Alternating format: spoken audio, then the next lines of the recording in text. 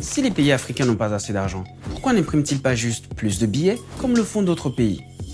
Ce serait trop simple, parce que pour ça, il faudrait déjà qu'ils aient des économies qui le leur permettent.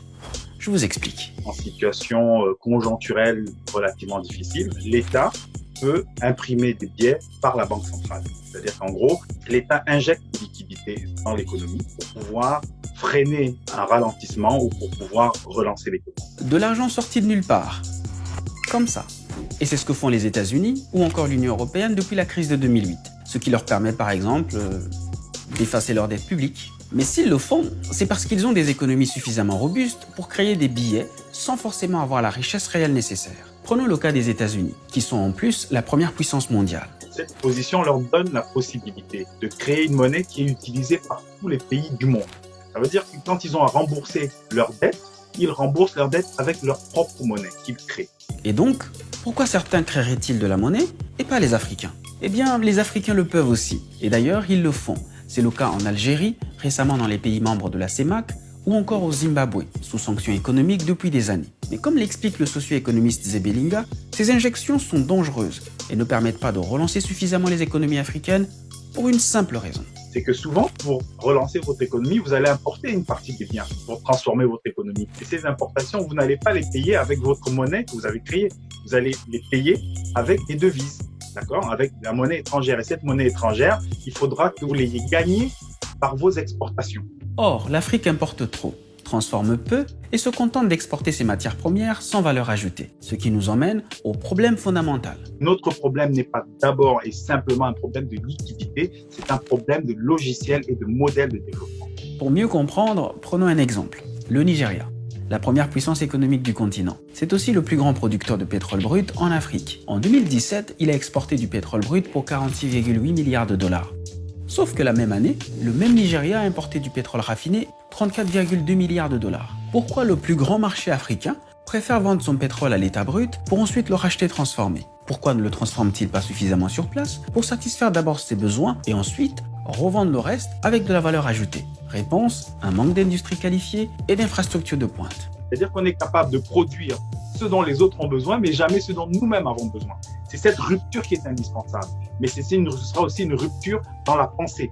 Et la plupart des pays africains fonctionnent comme ça, notamment avec leurs partenaires chinois, européens ou américains.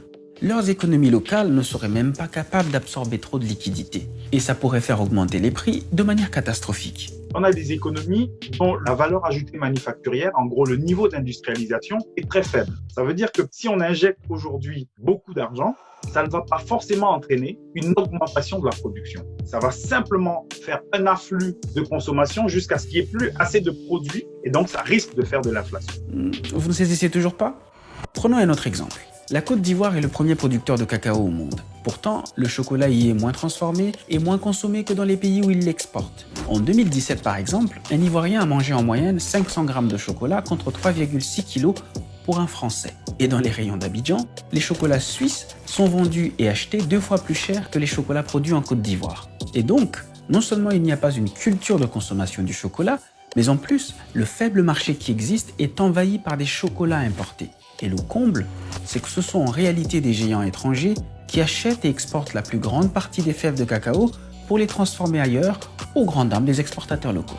Entre le 1er octobre 2019 et la fin de février 2020, le Singapourien Olam, l'Américain Cargill, le Suisse Sako, les Français Sugden, Touton ou Semois ont récupéré 861 097 tonnes de fèves de cacao de la nouvelle campagne de récolte, soit 52,4% du total. Pour Martial Zebelinga, cela prouve que le système est simplement défaillant. Quand ils ont besoin de nos matières premières, le cours des matières premières augmente et on croit qu'on a de la croissance, on n'a pas de la croissance. On est de bons esclaves. Et puis quand ils n'en ont plus besoin, les cours des matières premières diminuent, on pleure et on dit « Ah, mais c'est dommage, mais c'est les matières premières ». Évidemment, c'est le modèle. Un modèle qu'il faut changer pour l'économiste camerounais, en dopant le marché intérieur au lieu de chercher des solutions post-Covid à court terme. Nous avons des économies qui sont fondamentalement des économies taillées pour les besoins de l'extérieur, ce que j'appelle la colonialité économique, que d'autres appellent la dépendance économique. Et c'est de ça qu'il est question, non pas seulement de discuter en disant on va faire des industries, il faut vraiment repenser totalement le processus de transformation parce qu'on n'aura pas les industries du 19e,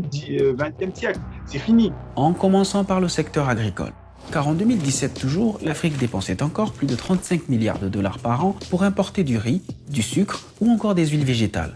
Alors même que l'Afrique possède 60% des terres arables non exploitées du monde. Une mine d'or, selon la Banque africaine de développement. Ces 35 milliards de dollars devraient être conservés sur le continent africain. Il s'agit d'un marché que les jeunes Africains peuvent exploiter pour créer plus de richesses chaque année. Et par ailleurs, on a entre 50 et 100 milliards de dollars chaque année qui sortent en flux financiers illicites. Donc, si avec tous ces éléments-là, on n'a pas de quoi faire, mais c'est à désespérer. Et vous, pensez-vous que le logiciel économique africain a besoin d'une mise à jour? Dites-le nous en commentaire.